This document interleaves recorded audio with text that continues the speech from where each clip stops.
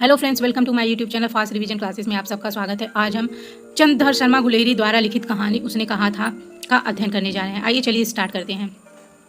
बड़े बड़े शहरों के इक्के गाड़ी वालों की जवान के कोड़ों से जिनकी पीठ छिल गई है और कान पक गए हैं, उनसे हमारी प्रार्थना है कि अमृतसर के बम्बू कोर्ट वालों की बोली का मरहम लगावें। जबकि बड़ी शहरों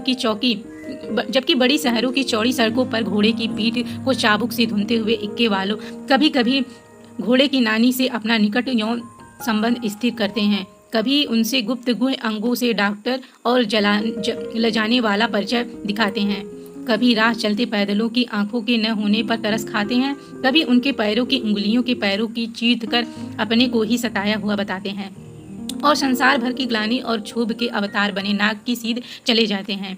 जब तब अमृतसर में उनकी बिरादरी वाले तंग चक्करदार गलियों में हर एक लड़ड़ी वाले के लिए ठहर कर शब्द का समुंदर उमड़ा कर बचो खालसा जी, हटो भाई, ठहरना भाई, जाने दो लाला जी, हटो बादशाह कहते हुए सफ़ेद फेटों खच्चरों और बत्तकों गन्ने और खोमचे और भारे वालों के जंगल में राह खेते हैं। क्या मजाल है कि जिस और साहब बिना सुने किसी को हटाना पड़े। यह बात नहीं कि उनकी जीभ चलती है पर मीठी छुरी की तरह महीन मार करती हुई। यदि कोई बुढ़िया बार बार चिनौटी देने पर भी लीक से नहीं हटती तो उनकी वचनावली के ये नमूने हैं।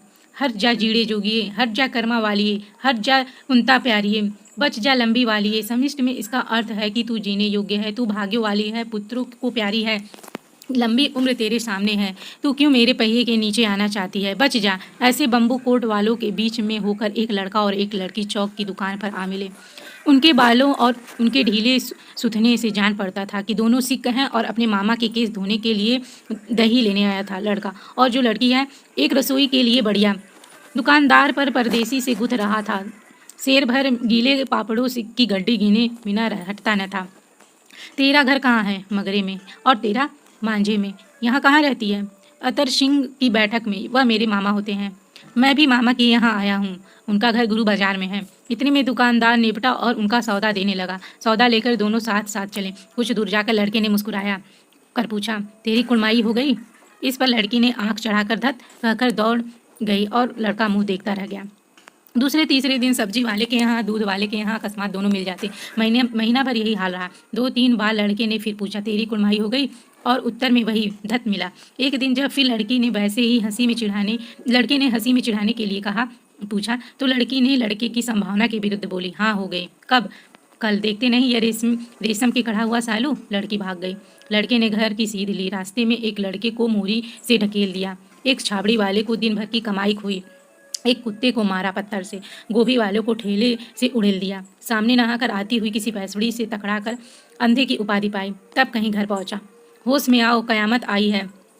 यहाँ से सेकंड शुरू होता है, जब सब दूसरा मतलब स्टार्ट होता है कि जब बड़ा हो गया है, जो है यहाँ का मेन कैरेक्टर उस समय का यहाँ पे दिखा रहा है। होश में आओ, कयामत आई है। लपटन साहब की वर्दी पहनकर आई है। क्या लपचन साहब या तो मारे गए हैं या कैद हो गए हैं। उनकी वर्दी पहनकर कोई जर्मन आया है। सूबेदार ने इसका मुंह नहीं देखा, मैंने देखा है और बातें की है। सोहरा साफ उर्दू बोलता है पर किताबी उर्दू। मुझे पीने के लिए सिगरेट दिया तो अब मारे गए। धोखा है। सूबेदार कीचड़ के चक्कर काटते फिरेंगे और यहाँ खाई पर धावा होगा, उधर उन पर खुले हुए में धावा होगा। उठो, एक काम करो, पलटन के पैरों के निशान देखते देखते दौड़ जाओ, अभी बहुत दूर न गए होंगे। सूबेदार से कहो कि एकदम लौट आवे। खंदक की बात झूठी है, चले जाओ, खंदक के पीछे से निकल जाओ, पत्ता तक न मुड़ने खुड़के, देर मत करो। हुक्म तो यह है कि यही ऐसी तैसी हुक्म की मेरी हुक्म है। जमादार लहना सिंह जो इस वक्त यहाँ का सबसे बड़ा अफसर है, उसका हुक्म है। मैं लेफ्टिनेंट साहब की खबर लेता हूँ। पर यहाँ तो तुम 8 ही हो। 8 नहीं 10 लाख। एक अकालियासी 1.25 लाख के बराबर होता है। चले जाओ। लौट कर खाए के मुहाने पर लहना सिंह दीवार से चिपक गया। उसने देखा कि लेफ्टिनेंट साहब के जेब से बेल के बराबर 3 गोले निकाले। तीनों को जगह जगह खंदक की दीवारों में घुसेड़ दिया और तीनों ने एक तार सा बांध दिया। तार के आगे सूत गुथी थी जिसे सिगड़ी के पास रखा। बाहर की तरफ जाकर एक दिया सलाई जलाकर गुत्थी रखने। बिजली की तरह दोनों हाथ से उल्टी बंदूक उठाकर लहना सिंह ने साहब की कुहनी पर तान कर दे मारा।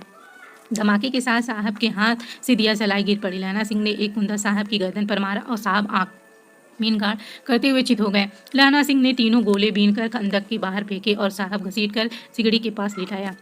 जेबों की तलाश ली, 3-4 लिफाफे और एक डायरी निकाल कर उन्हें अपनी जेब के हवाले किया। साहब की मुर्जा हटी। लहना सिंह हंसकर बोला, क्यों लपटन साहब, मिजाज कैसा है?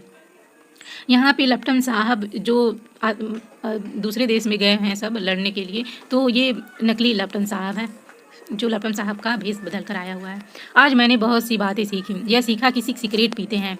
यह सीखा कि जगाधरी के जिले में नीलगायें होती हैं और उनके 2 फुट 4 इंच के सींग होते हैं। यह सीखा कि मुसलमान खानसामा मूर्तियों पर जल चढ़ाते हैं और लपटन साहब खोते पर चढ़ते हैं। यह तो कहो ऐसी साफ उर्दू कहाँ से सीखा है? हमारे लेफ्टिनेंट साहब तो बिना डैम के 5 लफ्ज भी नहीं बोला करते थे। लहना सिंह ने पतलून से जेबों की तलाशी नहीं ली थी। साहब ने मानो झाड़े से बचने के लिए हाथ जेब में डाले। लहना सिंह कहता गया, चालाक तो बड़े हो, पर मांझे लहना इतने बरस लेफ्टिनेंट साहब के साथ रहा है। उसे चकमा देने के लिए 4 आंखें चाहिए। 3 महीने हुए एक तुर्की मौलवी मेरे गांव में आया था। औरतों को बच्चे होने का ताबीज बांधता था और बच्चों को दवाई देता था। चौधरी के बड़ के नीचे मंजा बिछाकर हुक्का पीता रहता था और कहता था कि जर्मनी वाले बड़े पंडित हैं, वेद पट पाट कर उनमें से विमान चलाने की विद्या जान गए हैं। गौ को नहीं मारते, हिंदुस्तान में आ जाएंगे तो गौ हत्या बंद कर देंगे। मंडी के बनियों को भकाता था कि डाक खाने से रुपया निकालो, सरकार का राज्य जानने वाला है। डाक बाबू पुन्नू राम भी डर गया था। मैंने मुल्ला की दाढ़ी मूड़ दी थी और गांव से बाहर निकाल कर कहा था, जो मेरे गांव में अब पैर रखा तो साहब की जेब में से पिस्तौल चलाकर और लहना की जांग में गोली लगी। इतना इधर लहना ने हेनरी मार्टिन के 2 फायरों से हेनरी मार्टिन जो लेफ्टिनेंट सिंह का नकाब लेकर आया था वही है, फायरों से साहब का पाल क्रिया कर दिया। धमाका सुनकर सब दौड़ा है। बोधा चिल्लाया, क्या है? लहना सिंह ने उसे तो यह कहकर सुला दिया कि यह हड़का कुत्ता आया था, मार दिया और औरों से सब हाल कर दिया। बंदूकें लेकर जब तैयार हो गए, लहना ने सांप फाड़ कर घाव के दोनों तरफ पट्टियां कसकर बांधी। घाव मांस में ही था। पट्टियों के कसने से लू बंद हो गया। इतने में 70 जर्मन चिल्लाकर खाई में घुस पड़े। सिखों को बंदूक की बाढ़ ने पहले धावे को रोका, दूसरे को रोका। यहाँ तक 8 लहना सिंह तक मार रहा था। वह खड़ा और लेटे हुए और 70 अपने गुर्दा भाइयों के शरीर पे चढ़कर जर्मन आगे घुसे जाते थे। थोड़े मिनटों में भी अचानक आवाज़ आई, वाह गुरुजी की फतह, वाह गुरुजी की खालसा। धड़ाधड़ बंदूकों की फायर जर्मनी की पीठ पर पड़ने लगी। ऐन मौके पर जर्मन के 2 चक्कों को पाटों में बीच में आ गए। पीछे से सूबेदार हजारा सिंह ने जवान आग बरसाते और सामने से लहना सिंह के साथियों के संगीत चल रहे थे। पास आने पर पीछे वालों ने भी संगीत पिरोना शुरू कर दिया। एक किलकारी और अकाल सिख की फौज आई और वाह जी की फतह, वाह गुरु जी की खालसा, सत श्री अकाल पुरुष, और लड़ाई खत्म हो गई।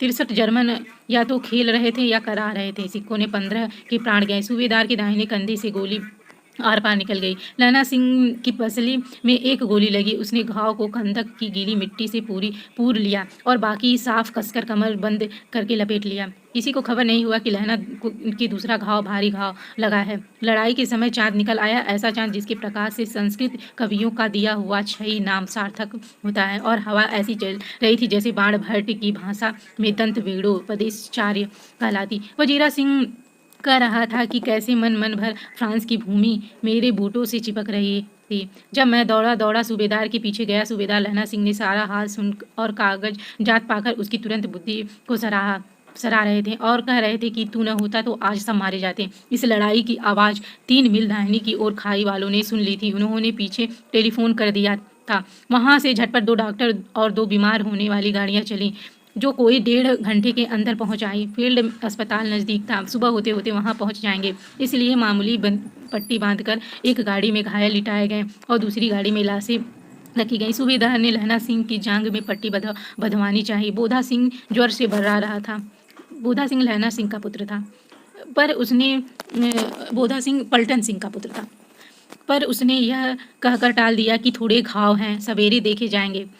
पर वह गाड़ी में लिटाया गया। लहना को छोड़कर सूबेदार जाते नहीं थे। यह देखकर लहना ने कहा, तुम्हें बोधा की कसम है और सूबेदारनी जी की सौगंध, तो इस गाड़ी में न चलो और तुम मेरे लिए वहाँ पहुँचकर गाड़ी भेज देना। और जर्मन गुर्दों के लिए तो गाड़ियाँ आती होंगी, मेरा हाल बुरा नहीं, देखते नहीं मैं खड़ा हूँ, वजीरा सिंह मेरे पास है। अच्छा, पर बोधा गाड़ी में लेट गया। भला आप भी चढ़ जाओ, सुनिए तो सूबेदारनी होरा को चिट्ठी लिखो तो मेरा मत्था टेकना लिख देना, और जब घर जाओ तो कह देना कि मुझसे जो उन्होंने कहा था वह मैंने कर दिया। गाड़ियाँ चल पड़ी थी। सूबेदार के चढ़ते चढ़ते लहना का हाथ पकड़कर कहा, तूने मेरे और बोधा के प्राण बचाए हैं। लिखना कैसा? साथ ही घर चलेंगे। अपनी सूबेदारनी से तू ही कह देना उसने क्या कहा था। अब आप गाड़ी पर चढ़ जाओ, मैंने जो कहा वह लिख देना और कह भी देना। गाड़ी के जाते ही लहना लेट गया। वजीरा पानी पिला दे और मेरा कमरबंद खोल दे। तर हो रहा है। मृत्यु के कुछ समय पहले स्मृति साफ हो जाती है। जन्म भर की घटनाएं एक एक करके सामने आती हैं। सारे दृश्यों के रंग साफ होते हैं। समय की धुंध बिल्कुल उन पर से हट जाती है। यहाँ लहना सिंह मरने वाला होता है और उसे अपने बचपन की सारी याद आती है। आइए इसको देखते हैं कैसे। लहना सिंह 12 वर्ष का है। अमृतसर में मामा के यहाँ आया हुआ है। दही वाले के यहाँ, सब्जी वाले के यहाँ, हर कहीं उसे 8 साल की लड़की मिल जाती है। जब वह पूछता है तेरी कुड़माई हो गई, तब वह धत कहकर भाग जाती है। एक दिन उसने वैसा ही पूछा तो उसने कहा हाँ हो गई है। देखते नहीं यह रेशम के फूलों वाला सालू। यह सुनते ही लहना सिंह को दुख हुआ, क्रोध हुआ। क्यों हुआ? वजीरा सिंह पानी पिला दे। 25 वर्ष बीत गए। अब लहना सिंह नंबर 77 राइफल्स में जमादार हो गया। उस 8 वर्ष की कन्या का ध्यान ही नहीं रहा। न मालूम वह कभी मिली थी या नहीं। 7 दिन की छुट्टी लेकर जमीन के मुकदमे की पैरवी करने वह घर गया। वहाँ रेजिमेंट के अफसर की चिट्ठी मिली, फौरन चले आओ। साथ ही सूबेदार हजारा सिंह की चिट्ठी मिली कि मैं और बोधा सिंह भी लाम पर जाते हैं। लौटते हुए हमारे घर होते जाना, साथ चलेंगे। सूबेदार का घर रास्ते में पड़ता था और सूबेदार उसे बहुत चाहता था। लहना सिंह सूबेदार के यहाँ पहुंचा। जब चलने लगे तो सूबेदार बेड़े में निकल कर आया। बोला, लहना सिंह सूबेदारनी तुमको जानती है, बुलाती है, जा मिला। लहना सिंह भीतर पहुंचा। सूबेदारनी मुझे जानती है? कब से? रेजिमेंट के क्वार्टरों में तो कभी सूबेदार के घर के लोग नहीं रहे नहीं। दरवाजे पर जाकर मत्था टेकना, कहा असीस सुनी। लहना सिंह चुप। मुझे पहचाना नहीं? तेरी कुड़माई हो गई? धत कल हो गई। देखते नहीं रेशम बूटों वाला सालू। अमृतसर में भावों की टकराहट और मूर्छा खुली। करवट बदली, पसली का घाव बह निकला। वजीरा सिंह पानी पिला दो, उसने कहा था। स्वप्न चल रहा है। सूबेदारनी कह रही है, मैंने तेरे को आते ही पहचान लिया। एक काम करती हूँ, मेरे तो भाग फूट गए। सरकार ने बहादुरी का खिताब दिया, लायलपुर में ज़मीन दी है। आज नमक हलाली का मौका आया है, पर सरकार ने हम तीमियों की एक घघरिया पलटन क्यों न बना दी, जो मैं भी सूबेदारनी जी के साथ चली जाती। एक बेटा है, फौज में भर्ती हुए उसे 1 ही वर्ष हुआ। उसके पीछे 4 बेटे और हुए, एक भी नहीं जिया। सूबेदारनी रोने लगी। अब दोनों मर जाते हैं मेरे भाग। तुम्हें याद है एक दिन टांगे वाले का घोड़े दही वाले की दुकान के पास बिगड़ गया। तुमने उस दिन मेरे प्राण बचाए थे। आप घोड़ों की लातों पर चले गए थे और मुझे उठाकर दुकान के तख्त के पास खड़ा कर दिया था। ऐसे ही इन दिनों को बचाना, यह मेरी भिक्षा है। तुम्हारे आगे मैं आंचल पसारती हूँ। रोती रोती सूबेदारनी ओबरी में चली गई। लहना सिंह भी आंसू पोंछता हुआ बाहर आया। वजीरा सिंह पानी पिला दे, उसने कहा था। लहना सिंह का सिर अपनी गोदी में रखते हुए वजीरा सिंह बैठा। जब मांगता है तब पानी पिला देता है। आधे घंटे तक लहना फिर चुप रहा, फिर बोला, कौन? कीरत सिंह? वजीरा ने कुछ समझकर कहा, हाँ भैया, मुझे और ऊंचा कर ले, अपने पट पर मेरा सिर रख ले। वजीरा ने वैसा ही किया। हाँ अब ठीक है, पानी पिला दे बस। अब के हाड़ में यह आम खूब फलेगा। चाचा भतीजा दोनों यहीं बैठकर आम खाना। जितना बड़ा तेरा भतीजा उतनी ही बड़ा यह आम। जिस महीने में उसका जन्म हुआ उसी महीने में मैंने इसे लगाया था। वजीरा सिंह के आंसू टप टप टपक रहे थे। कुछ दिन पीछे लोगों ने अखबारों में पढ़ा, फ्रांस और बेल्जियम 67वीं सूची, मैदान में घावों में मरा नंबर 77 सिख राइफल जमादार लहना सिंह। इस तरह कहानी समाप्त हो जाती है। Thanks for watching. मुझे आशा है कि आपको यह कहानी पसंद आई होगी।